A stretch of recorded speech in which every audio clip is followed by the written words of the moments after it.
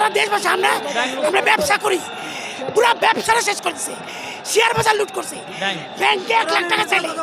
টাকা পাই না, যে কোনো ব্যাপারে সে ইন্টারফেয়ার করে, সে সেখান থেকে পেলে দুর্নীতি করে সাহায্য করে। এবং যারা ইচ্ছাকৃতভাবে সংবিধানকে সেই ইচ্ছাকৃতভাবে সংবিধানকে কাটা ছেড়ে করে তার পক্ষে নেওয়ার চেষ্টা করছে, কারো কোনো কথা শোনা জুডিশিয়ালকে আরেকটা প্রশ্ন ছিল যে যারা এখনো পলাতক আছে তাদের ব্যাপারে আপনাদের অবস্থান তাদের আমরা অতি শীঘ্রই ধরবো, তবে প্রশাসন ব্যবস্থা নিবে, কারণ তারা খুনি, তারা হাজার হাজার 150 একদম গোনা হাজার হাজার ছাত্র জনতাকে হত্যা করছে, অবশ্যই তাকে ধরা হবে, তারা সবাই আসামি হবে এবং সে কাছে আমরা ফিরে আনবো, আমরা যেভাবে ফিরে আনি আমরা সর্বোচ্চ শাস্তি। আপনারা দেখছেন এরা